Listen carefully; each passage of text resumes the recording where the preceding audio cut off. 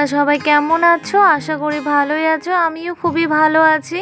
বন্ধুরা, আজকে তোমাদের খুবই সহজ একটি রেসিপি শেয়ার করব। তোমরা সবাই বাড়িতে বানিয়ে খেয়েছো, কিন্তু আমি কিভাবে বানাই তোমরা অবশ্যই দেখতে থাকো।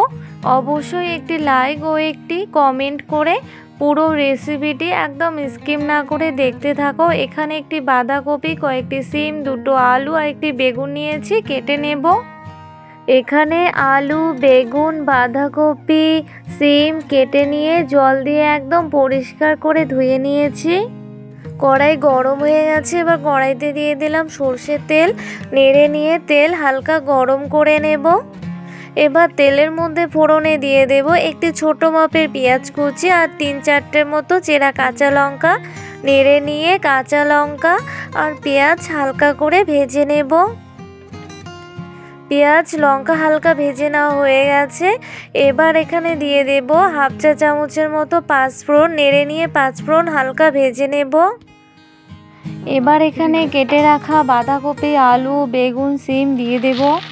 তোমরা যারা এখনও পর্যন্ত আমার চ্যানেলটিকে সাবস্ক্রাইব করোনি, প্লিজ আমার চ্যানেলটিকে সাবস্ক্রাইব করে বেল আইকনটি ক্লিক করে পাশে থেকো। আর প্লিজ বন্ধুরা, তোমরা সবাই দেখতে থাকো। সমস্ত কিছু খুবই সাবধানে নেড়ে নেব। তোমরা দেখে বুঝতে পারছো কতগুলো হয়েছে। সাবধানে আস্তে আস্তে নেড়ে নেব। এবার থালা চাপা দিয়ে 3-4 মিনিটের মতো জাল করে নেব। 3-4 মিনিট পর ফিরে আসলাম। এবার থালা তুলে নেব। এবার আবারও সমস্ত কিছু খুব ভালো করে নেড়ে নেব। আমার তো বাঁধাকপির ঘন্ট এভাবে খেলে দারুণ লাগে। বন্ধুরা, তোমরা কে কে এইভাবে রান্না করে খেয়েছো অবশ্যই কমেন্টে জানাবে। এবার এখানে পরিমাণ মতো লবণ দিয়ে দিলাম আর দিয়ে দেব আন্দাজ মতো হলুদ গুঁড়ো। লবণ আর হলুদ গুঁড়ো দিয়ে সমস্ত কিছু আবারও খুব ভালো করে নেড়ে নেব। নেড়ে নিয়ে আবারও 3 মিনিট মতো জাল করে নেব।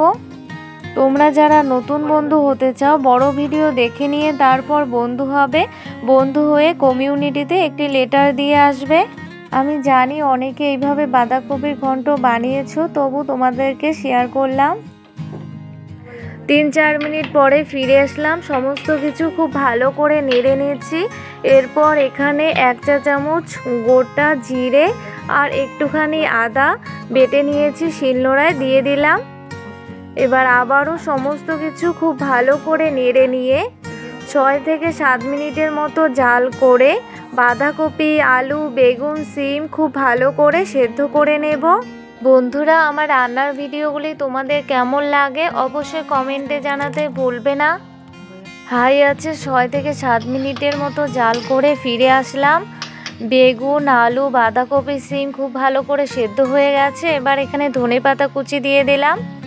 এবার আবারও সমস্ত কিছু খুব ভালো করে নেড়ে নিয়ে 3 মিনিটের মতো জাল করে নেব। বেগুন, আলু, সিম দিয়ে বাঁধাকপির ঘন্ট আমার তো দারুণ লাগে খেতে। তোমাদের কার কার খেতে ভালো লাগে অবশ্যই কমেন্টে জানাতে ভুলবে না। 3 মিনিট জাল করে ফিরে আসলাম। বাঁধাকপির ঘন্ট আমার একদম রেডি। এবার নামিয়ে নেব। এই গরম গরম এভাবে বাঁধাকপির ঘন্ট পাতে থাকলে আর কোনো কিছুরই দরকার হবে না। তোমরা অবশ্যই বাড়িতে একবার এভাবে ট্রাই করো। আর যারা যারা এভাবে ট্রাই করেছো অবশ্যই জানাবে তোমাদের কেমন লাগে। বন্ধুরা, আলু, বেগুন, সিম দিয়ে এভাবে বাঁধাকপির ঘন্ট তোমাদের যদি দেখে ভালো লেগে থাকে তাহলে অবশ্যই ভিডিওটিতে লাইক, কমেন্ট এবং শেয়ার করবে এবং অবশ্যই চ্যানেলটিকে সাবস্ক্রাইব করে বেল আইকনটি ক্লিক করতে ভুলবে না। আজকে এই পর্যন্তই, দেখা হবে পরের ভিডিওতে। তোমরা সবাই ভালো থেকো, বাই।